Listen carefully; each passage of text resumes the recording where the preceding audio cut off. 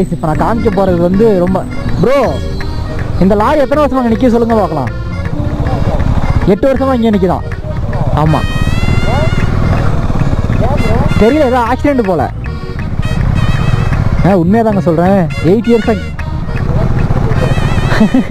8 வருஷமாக இங்கே தாங்க நிற்கிது இந்த வண்டி.